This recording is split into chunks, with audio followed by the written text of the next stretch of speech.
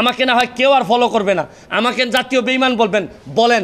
তারপরও আমি বিশ্বাস করি আমি জননেত্রী শেখ হাসিনাকে শেষ পর্যন্ত আমি চেষ্টা করব তার সাথে থাকার।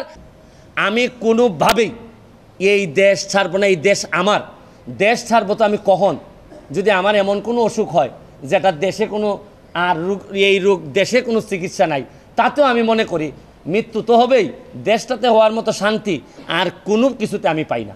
যারা যাচ্ছে বা যাওয়ার প্ল্যান করতেছে তাদের তো অনেক কারণ থাকতে পারে, তবে আমি মনে করি, মনে রাখবেন, প্রকৃত আদর্শের একটা মানুষ কোনোদিন তার আদর্শের মানুষকে এই বিপদে রেখে, ক্রাইসিস মোমেন্টে রেখে যাইতে পারে না। যারা যায় এরা কোনোদিনই কারো লোক ছিল না, এরা একমাত্র এদের ছাড়া কোনো চিন্তা এরা কোনোদিন করে নাই।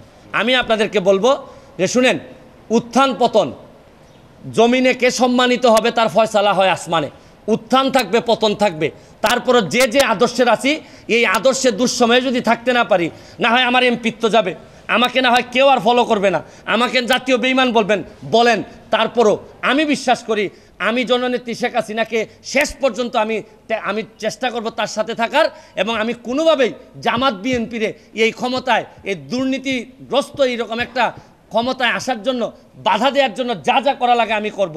সাধারণ ছাত্ররা যদি আমাদেরকে বিদায় করে দেয় দিক, কিন্তু সাধারণ ছাত্ররা এই ধরনের নেতৃত্ব তৈরি করে এই ক্ষমতায় আসুক, আমি তো ওয়েলকাম জানাই, আমি তো এদেরই প্রতিনিধি আমি মনে করি। কিন্তু এরা তো জানে না, এরা আবেগপ্রবণ কইরা কোথায় দেশটারে নিয়ে যাচ্ছে। কালকে যদি শেখ হাসিনা যদি না থাকে, পরশুদিন কি আপনি তারেক জিয়ার আইনে দিবেন?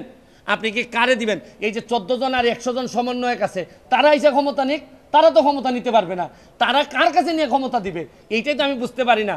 তারা ক্ষমতাটা নিয়ে কার কাছে দিবে ক্ষমতা বলুক যে আমি অমুকরে দিব। 14 জন বা 150 জন সমন্বয়ক যারা আছে, যারা দাবি করতেছে যে তারা এই দেশটারে রাষ্ট্রের সংস্কার করতে চায়, তাহলে তারা এসে বলুক তারা মন্ত্রী হইতে চায় বা তারা ক্ষমতা নিতে চায়। কিন্তু তারা তো, আমরা তো বুঝতেছি তারা আইসাই যেটা করবে এটা হচ্ছে কি লাথি মেরে এদেরকে, যারা আজকে যদি এই সরকারের পতন হয়, কালকেই এই সমন্বয় একটা লাথি মেরে বের করে দিবে, দিয়া জামাত এবং বিএনপির যারা এই ষড়যন্ত্রটা করে এই জায়গা পর্যন্ত আসছে, এরাই এই দেশের দায়িত্ব নিবে, নিয়ে এই দেশটারে আগের 50 বছর আগের জায়গায় নিয়ে যাবে। কারণ এদের রক্তের মধ্যেই বাংলাদেশ নাই।